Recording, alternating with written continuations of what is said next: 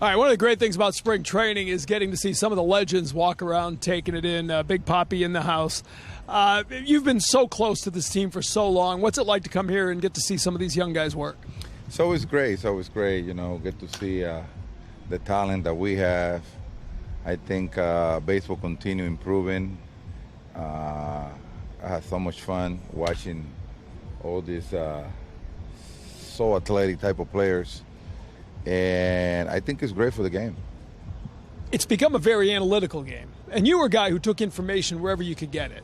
One of the things I love about spring training is, you're here. Jim Rice is over there, Dwight Evans, Pedro Martinez. When you were a young player, how important were those conversations with guys who played before you? Oh, man, being able to pick their brain up, guys that had done it, guys that had been in the situation, to me, it was something very special. I used to use the conversational part of the game a lot with a lot of the veterans. Jim Wright was a mentor to me while I played. He got me out of so much trouble at the plate. He watched me all the time. Whenever I was going through something, we always used to have conversation. And he helped me so much, during my career. Because you're talking to someone who had been in the moment, someone that had executed in the moment, someone that have a mindset for the moment, and the analytics and all that is really good because that's a big part of the game nowadays. But the conversation that I had with him, I would never have it with a computer. So that's why it was so important to have someone like him around, giving me some guidance, and not only that, building up my confidence level. Jim Rice, like Pedro, like guy like Manny that I play with, and some of the player a different dimension. I pick their brain up so many times, and when the moments comes, that voice that were talking to me, it was the one talking to me at the moment, and I used to take advantage of.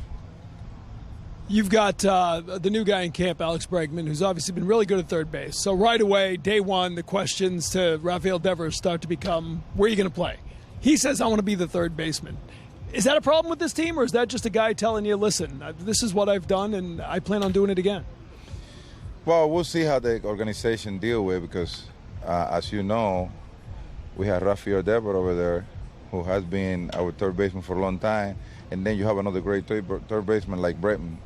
And you need to have both of them in the lineup. So we have a long spring training ahead. Hopefully the organization and the players get to be in the same page, and the problem get to be resolved by opening day. And the most important thing, that everybody is happy with whatever we're going to have to deal with moving forward. You've been a guy who's been talking for a couple of years about this team becoming the Red Sox again, right? They kind of lost their way a little bit. I think we all know that. It's been a rebuild. 5 years, been to the playoffs once. But they spend the money on Bregman. They go get Walker Buehler. They get Garrett Crochet. As a fan, how excited are you to see the Red Sox sort of back at the top of the conversation again? I love it. This is the team that I love. This is the team that I have my career with. I always want to see the Red Sox in a good shape. And I think the front office had done an amazing job getting players all season, putting our pitching in a really good situation, with the addition of Crochet, my man, the Cuban Missile. I was having a conversation with him a little while ago. He's doing 100 in February. That's not fair.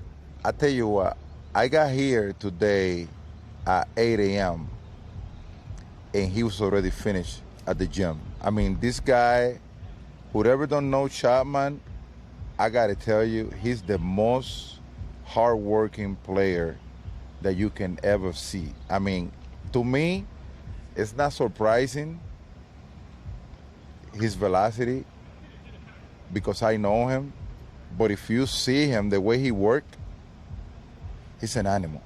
This guy is a beast. Like I'm so glad that we have him here so the younger guy can watch him closely because, as you know, that's how it works in a team.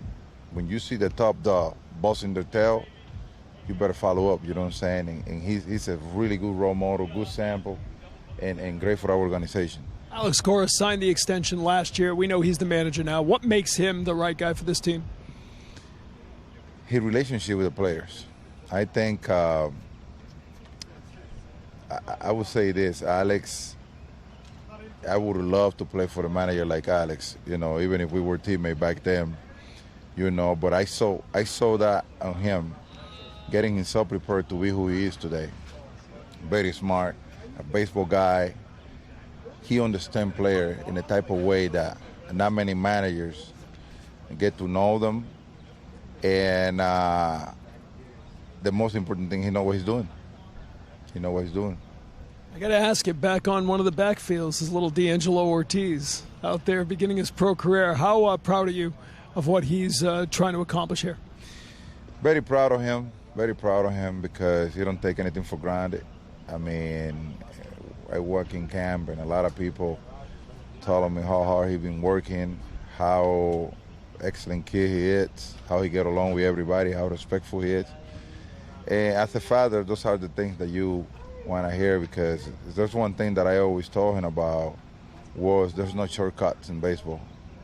Just because you are my son, that doesn't mean that you're going to get a free pass. It's the opposite. When you are my son, you're going to have to put a little extra, a ball, so people get the memo from you, you know what I'm saying? And from what I heard, you know, he's been doing awesome. He just been doing what he get to be told, and that's all that matters. You've been watching that swing since he was about 4 years old at Fenway. I know. See, we're getting old, man. I feel old, man. That's your fault. I feel old. All right, Red Sox playoff team, they back? I think so. Let me tell you, I always believe on teams that have good pitching. When you have good pitching, you can slow down offense, and you don't need a whole lot of offense to be able to win games. So I think we're back on track with the pitching that we have this year. It'll be great to see you. We'll see you too, buddy.